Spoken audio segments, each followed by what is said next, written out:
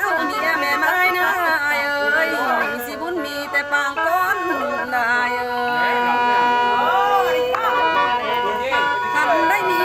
ยแม่ห่างสิบุญสร้างแต่ปางลังได้เอ้ย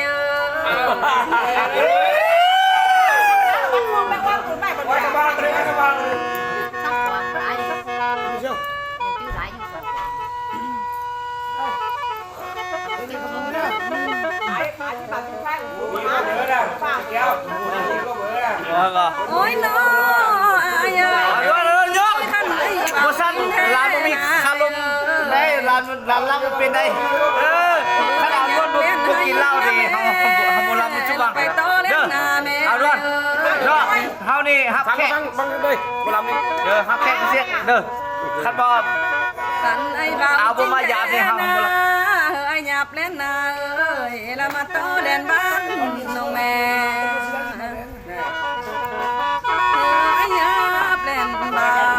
แล้วไปต่อจันเกยแม่เอ้ยบินมาทางนี้อย่าค่อยลืมไว้มาบริยาผมรำแล้วไม่เกี่ยวพอว้าไอ้บ้าไอ้เชี่ยวใส่มาลำต่ออยู่นะโอ้ยน้องลาน้อง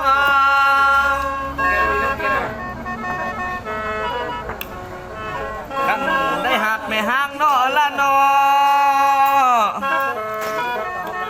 อันบุญสร้างนอมันนี่ดีเลย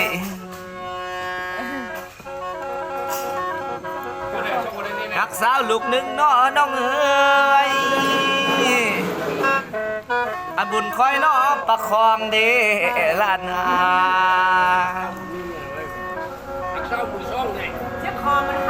รักสาวลูกสองนาน้องเอ้ยบุญสายสร้างมาแต่เก่าเนิ่นเลยรักสาวลูกสีน้อลูกหาบุญสร้างคอยมาแต่ฝ่ามาส่งสาวไม่ห่างนางลาจึงพบเห็นดีเลย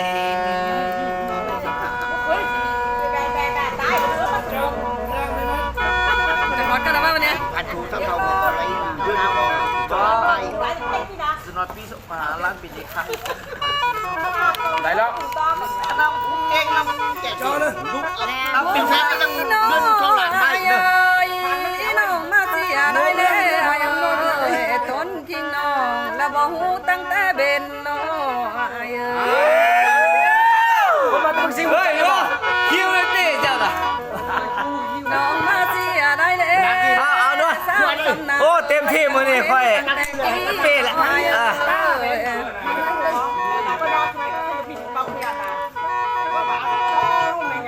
มาเป็นแนวนี้สิฟีบ้าน้องบ่เอาฟัวแล้ว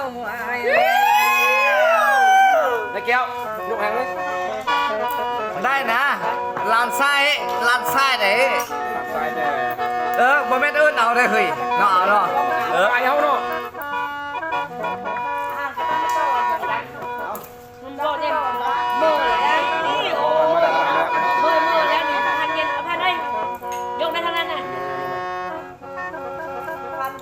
เอาเลยเฮ้ยน้อละเอ้ยเจอประกาศดังต้นไอ้บ่ท่านในแถมาน้องอ้อเนื้อละเอ้ยเจอประกาศสุกแหวลาน้องเอ้ยไอ้นี่บ่ได้แถวมาลิ้นน้อละเอ้ย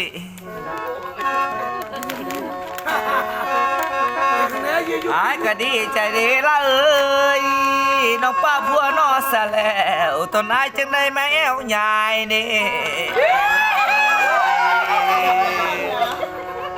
พอดีเลยอัดตัวเนี่ยไหนอัดตัวเนี่ยเราเลยพอดีจีนไว้น้อละเอ้ยเป็นจังหวะจังหวะ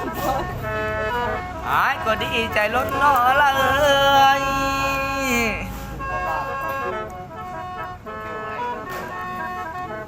เจอนำมันเงินไม่ทางไรเด้เลย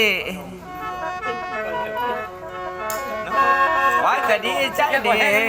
เจอแสงไฟมันยังกว้างเนาะละเอ้ยหายก็ดีใจหล่นมาเห็นสาวคำนางน้องนั้น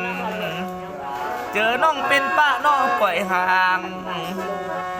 ต้นนายจังได้มาลมเนลาเน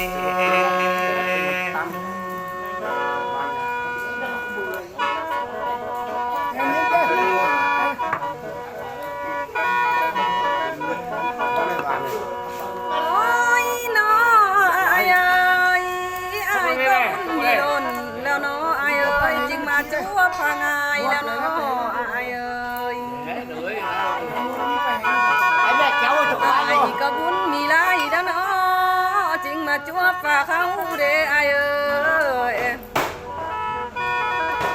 บุญเจ้าคุณเมืองฟ้า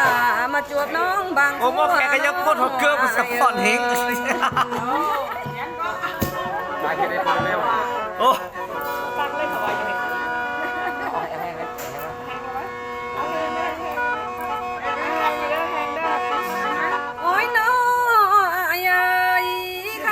บ่ได้อายนะอายเอ้ยมี10สู้น้องก็ไล่แล้วอายเอ้ยกูว่า10สูบก็ไล่เนี่ย10สูบก็ป้าแล้วเนี่ยนะ น้องบ่ไล่สายนะมี10แผ่นน้องก็หังได้เนอ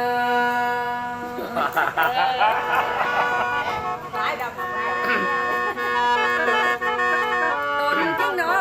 งอันสิป้าปล่อยห่างมาเบาทานนี่เดียวอายเอ้ยเอาขี้ทิ้งท่อไปเดี๋ยวมาโอ้ยปัญญาเกี่ยวตายเรานี่นะเห็นปลาจ้อยมึงปลาจ้อยเนาะ สบายแหงมันนะ ใบแหงนะ บ่ยันเด้ เดี๋ยวมัว จับคาแล้วบ่ยันบ่ยัน